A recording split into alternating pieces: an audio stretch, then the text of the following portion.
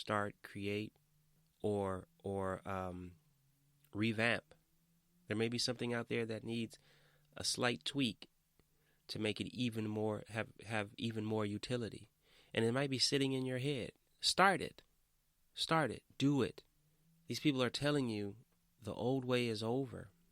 I don't want the old way to be over, to be honest with you.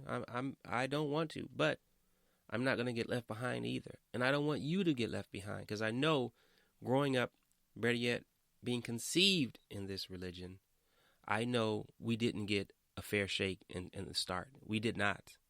So while you're able, while the technology, as much as people want to say a part of it's bad, right now, it's great for you. It's allowing you to move your hand across the globe.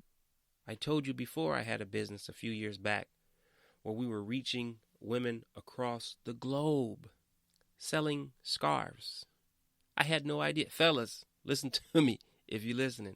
Women love coffee and scarves. I did not know that before I started that business. I had no idea. I never even paid attention to women's coffee habits until I started that business. And it was paying the rent. $1,900. It was paying the rent until the big boys got a hold of the influencers. This was when Instagram was coming into its own, and we couldn't afford to pay. That's the only reason why I quit it, because we couldn't afford to pay what they were paying, right? And you can't be mad at the influencers. They have to eat too. But it was paying the rent, and I was able to keep my checks from working. I had a business that was paying $1,900 a month in rent. So I'm saying, do something, figure something out while you're able, while the technology is your friend. And even outside of all that, and I'm going to stop preaching after this, I promise. I just want people to do well. But even if you don't do it for any of those reasons, do it for you, your self-esteem, your confidence, doing all those things, creating anything successful, whether it's big or small. It does wonders for your confidence, for your inner spirit, your being, your spirit, whatever is in there. It does wonders for that. So moving forward, you guys, let's start thinking about plans. You don't have to tell nobody. You don't have to comment nobody. Matter of fact, I'd rather you don't. Because the minute you start putting your plans out there and, you give other people ideas, and, it might not be the best thing, but it's best for you to have your plan together and what you're going to do. I hope this sparks you to do something. I have my plans and I'm executing them. You know what I mean? I don't have any desire to be a billionaire or trillionaire, any of that. But I do have the desire to be able to, whenever I feel like doing something, do it and being able to do it.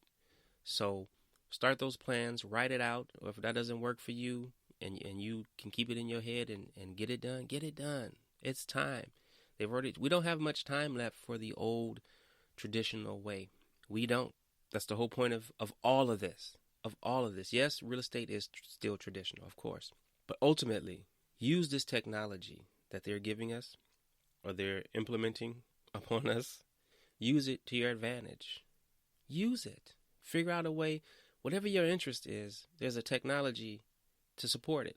Make it work for you and create income. There's nothing better, I promise you. And I've never been at the top of the food chain, but I have done some pretty cool things in terms of money.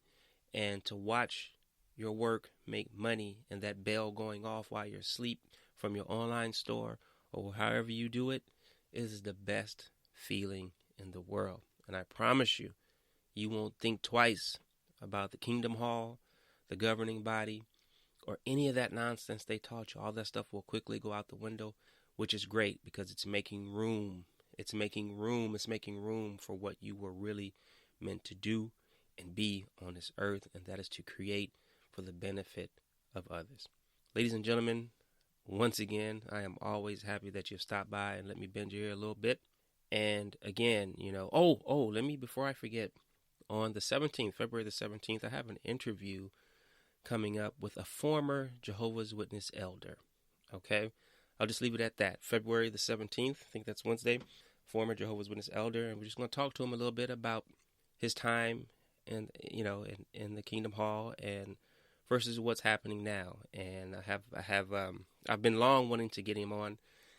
I've just finally been able to do it. So I'm still gonna, get after the governing body and the religion. But I want to, like I said earlier, I want to start expanding the conversation to other things, to things that are helpful, things that are upbuilding, things that will get you going in the right direction and keep me going in the right direction. I don't say this because I'm a guru or any of that nonsense, but I'm all about seeing people do well. I'm all about encouraging people and building. And if you grew up in this religion like I did, or you're in it now, you know it breaks. And I'm tired of seeing broken people. Ladies and gentlemen, until next week, Wednesday, February the 10th, keep your eyes open, keep your ears open, and your brains working. I'll see you next week.